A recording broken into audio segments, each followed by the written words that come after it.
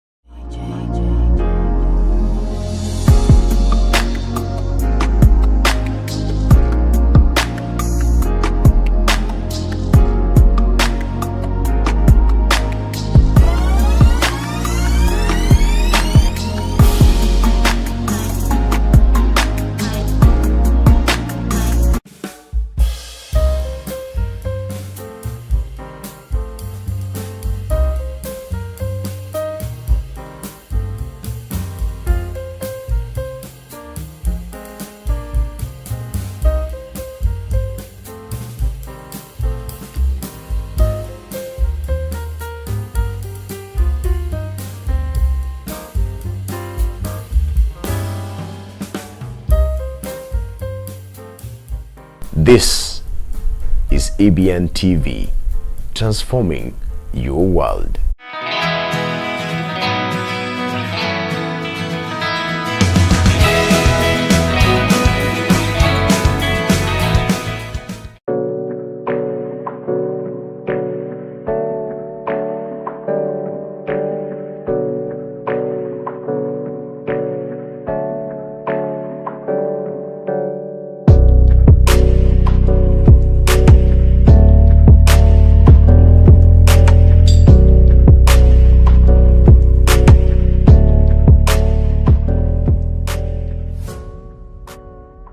This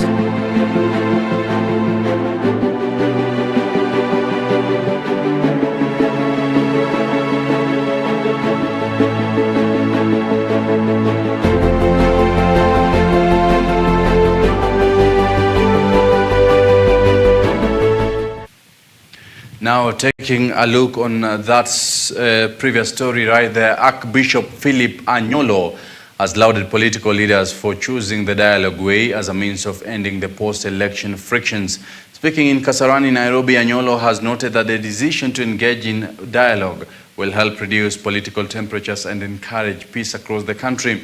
The Archbishop has also dismissed claims that the Catholic Church supports LGBTQ.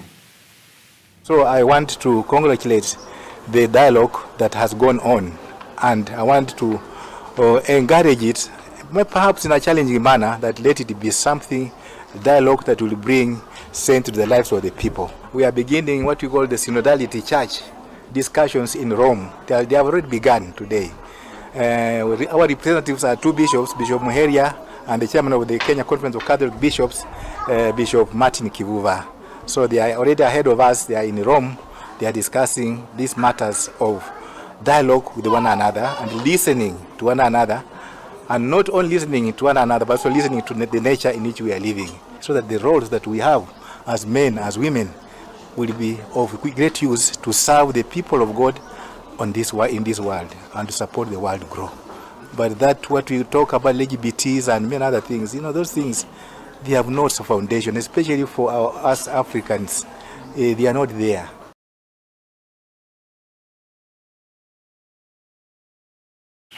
And Kiambu County Leadership Caucus led by former Kiambu Governor James Nyoro said that the caucus will continue pursuing the interest of Kiambu people, where he called upon the other caucus within Mount Kenya region to continue fighting for the development agenda of the region. Speaking in Kiambu town, the leaders expressed their concerns over the ongoing National Dialogue Committee regarding the issues affecting the county, which is the second most populous after Nairobi and the fifth in the GDP contribution, where they said some areas of the county face significant marginalization challenges. Largest contributor to the country's GDP, that does not commensurate with the amount of money that we receive. As an outgoing governor, I can tell you that the shared revenue that we receive can hardly actually provide any service to Kiambu. We also do have a disadvantage that we are not covered with some of other sources of revenue, including not getting as much grants as has been the case. And out of the population that we are talking about, and considering that about 500,000 people who work in Nairobi actually spend the night in Kiambu, therefore demanding more services, and we made a presentation requesting that the current Kiambu County is divided into three. The three counties, the first one is Thika. We are proposing Thika County to comprise of Thika, Juja, Gatondo North, and Gatondo South.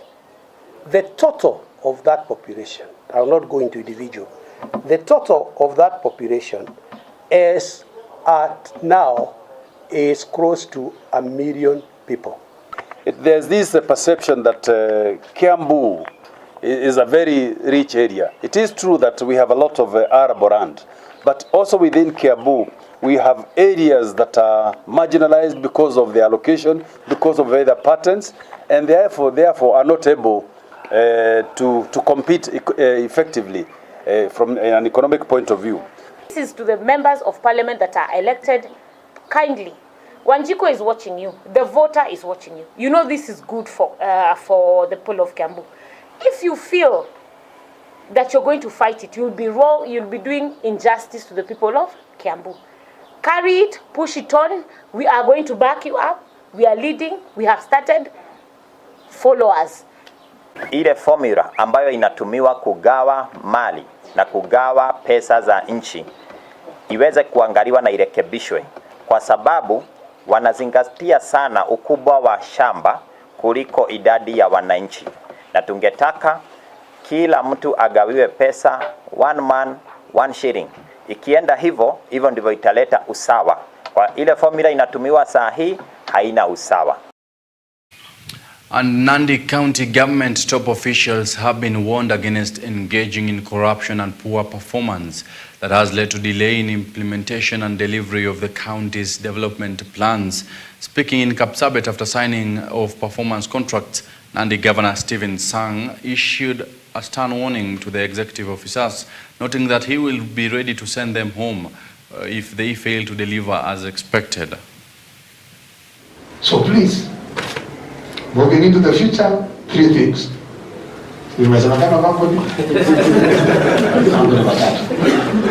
These pieces mean something. That I want, if you are going to forget anything that I have told you today, the first thing you should never forget is that the pieces mean something.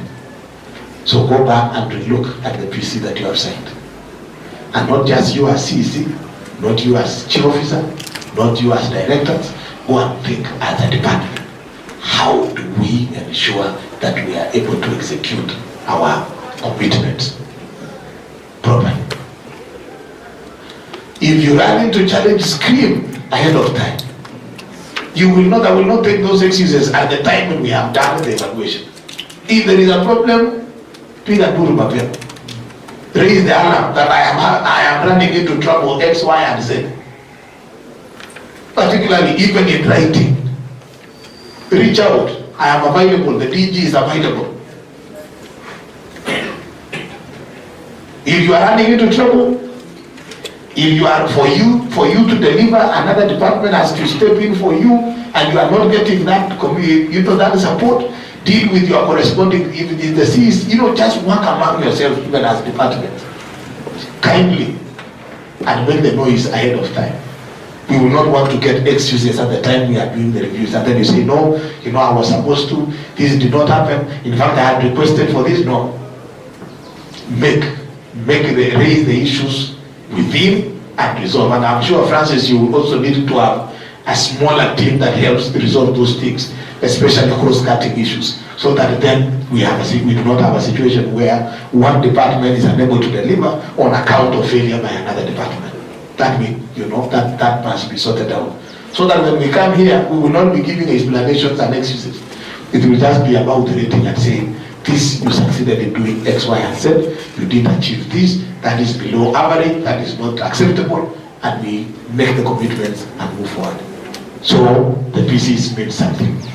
2, we must complete all our projects. Bottom line. And the police, led by multi-agency team, including Energy and Petroleum Regulatory Authority, EPRA, today raided Nairobi industrial area, where they destroyed yards where petroleum products are counterfeited. EPRA Director Daniel Kiptoo said they aimed at cracking the whip on alteration of petroleum products to safeguard the consumer. Several yards were demolished and closed. % is what we want to get rid of. So we've done quite well. So about 2 to 3% from what we then analyze in terms of our fuel marking program is the adulterated product which we're able to identify in the market. So it is not a very big rampant problem. But we have seen this increase particularly because of the economic incentive. As the gap in pricing between kerosene and diesel widens, that economic incentive then incentivizes a lot of these unscrupulous people to get into this business. In 2018, the government, through Parliament, introduced what is called the anti-adulteration levy of 18 shillings on kerosene. This was to try and bridge the gap between diesel and kerosene and diesel and super to do away with the economic incentive. But because of the movement of the international price, we've seen that gap widening, and we've seen a lot of these facilities again mushroom. So what we are going to do as the regulator, working with the state security agencies, and to be able to undertake enforcement, one, to shut down such facilities. Those that are notorious, will be able to decommission them completely, as we've done here today. But more importantly also is to be able to sensitize the public, raise awareness. Where you have facilities such as these ones near your home, near your work environment, it's a health and safety hazard. It will put you as an individual at risk, it will put your children at risk, it will put your workplace at risk. We do have a customer helpline. The state security agencies also have their contacts. Please reach out to us, please let us know, so that then we can come and ensure Kenyans are safe, and also Kenyans get product of the right quality at the right price. Yes, for the truck drivers, we issue them with permits. We do license them. For the trucks themselves, we do license them as well, and we also license the business. So for those who are found culpable within the rule of law, because this is a legal process, we have to be able to take them to court. They are charged in a court of competent jurisdiction. We eventually have a conviction. We have very stiff fines. I keep emphasizing that other than probably the Sexual Offences Act, it's only the Energy Act and the Petroleum Act that have minimum fines, which are quite steep and quite painful, but because the cogs of justice have to move at the pace which they do, once we have conviction, we take those, we are able to ensure that those fines, penalties and sanctions, including conviction, and we take the active step of being able to shut down the facility and decommission it and allow then the legal process to take course. We as the regulator also will take regulatory action. If you are a licensee and you're caught in these activities, we have. And the government, in collaboration with the UNESCO, has launched a program that will see more youth from Samburu East access higher education. The program is geared towards reducing insecurity cases that have been on the rise among the pastoralist communities. The organization also aims to educate the communities on the need to drop harmful cultural practices like female genital mutilation, FGM, and child marriages. The beneficiaries of the program are said to receive up to 80% scholarship opportunities.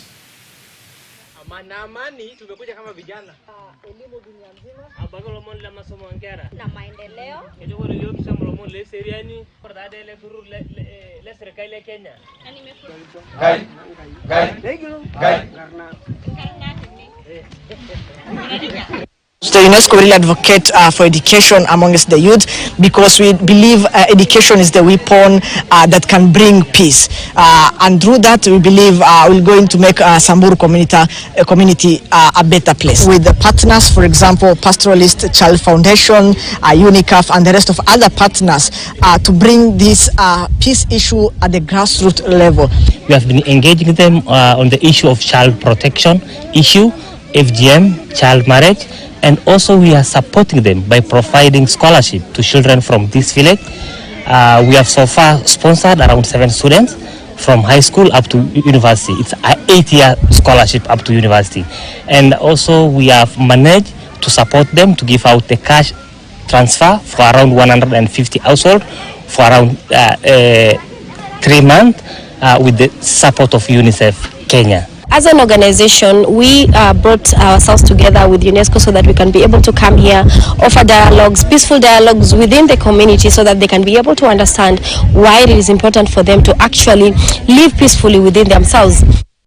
Now, on matters agriculture, in a bid to improve tea production in Embu County, farmers in the county have started using digital means in their farms in a bid to improve on their productivity. Rukuriri Tea Factory Chairperson Joseph Ranjau has said that the move is meant to ensure farmers make more profits and are able to sustain their farming. Na future ya mkulima kwenda mbele miaka 5 ijayo itakuwa mzuri sana, sababu tunataka kila mwaka mrengo wetu ni kuona mapato ya mkulima inaongezeka kati ya 5% hadi 10% kila mwaka. Kwa hii mambo na value addition ya tea bags itaweza kusaidia mkulima kwa sababu ile saketi moja kulingana na ile grams inawekwa kwa ile kasaketi, na pesa yake itakuwa juu zaidi kulingana na ile pesa nyingine ya manjani nyingine tumekuwa tukinunua ya kawaida, na itawezekana itakuwa na uwezekano wa kuingia hata kwa market sana sana, na vile pesa itakuwa mingi ndio sasa mkulima ataweza kukua na pesa mingi yenye itamfikia mpaka mahali analima. Kwa hiyo ningeomba wakulima wote wa Lokolile tuimize hiyo mambo na tuelimishe wakulima wengine ili miaka kama 3 inakuja tupate mazao mazuri.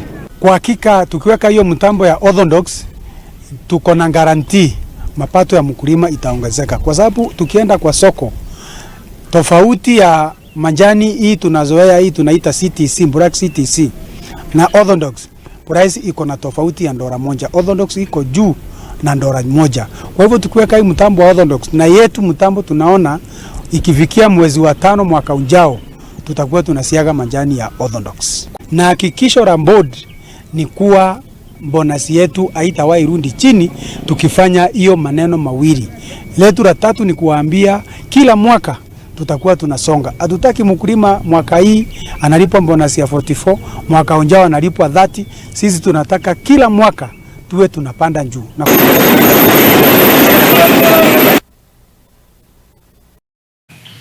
Now, the State Department of Correctional Services is in the process of decongesting prisons in the country through equipping inmates with technical knowledge that they can use to employ themselves once they are out of prisons.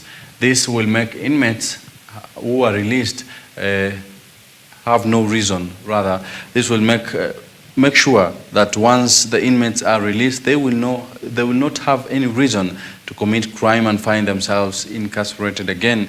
Permanent Secretary in charge of Correctional Directorate, Salome Muhia Biako, said that inmates are receiving professional counseling to make sure that they improve on their character and keep away from criminal activities.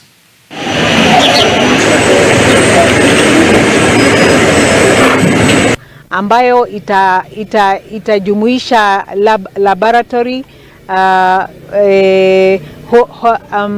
home care salon na itakuwa pia na sewing industry na pia knitting industry pamoja na counseling for our wale wafungwa wako hapa, na tumefurahi sana kujumuika na kila mtu. Pia tumejumuika na other stakeholders kama Goldwater Limited ambao wamepatia hawa wafungwa vitu mingi sana, na tumefurahi sana. Tumeona kazi ile nzuri ambayo officers in charge wanafanya hapa, na tumeona zile challenges au wafungwa wako nazo, na tumekubaliana ni nini tutatatua, especially decongest hizi prisons na pia improve the wards. Pia tutafanya hivyo, na tumefurahi sana na ile kazi pia stakeholders wanafanya, na pia tumeona kuna stakeholders wengine wanajumuika nasi, wataanza kujumuika nasi kama Rotaract Club, na tunawahimiza wale wengine pia mwajumuike na sisi, especially kurehabilitate au wafungwa, kuwasaidia reformation, kuwasaidia na counseling services. The construction of a resource center at this facility. I am informed the resource center has been conceptualized to have a salon, a barber shop, a computer lab, a library, a carpentry section, and a counseling center, which will be fully equipped by the foundation prior to being handed over to Kenya Prison Service. This initiative represents a significant stride towards the realization of our core mandate of rehabilitation and social reintegration of prisoners back to society. And the Ministry of Labour and Social Protection is working round the clock to ensure the elderly receive medical covers as a way of cushioning them from huge medical bills. PS in the State Department of Social Protection and Senior Citizens Affairs, Joseph Motari, said that the issuance of medical covers to the elderly will be rolled out soon. Speaking in Laikipia County, or rather in Laikipia, a section of the elderly highlighted that lack of food and health cover are some of the major challenges they are currently facing. We are working very, very closely with the CIC group, insurance, and also NHIF to make sure that we protect this, we give a cover to our older persons.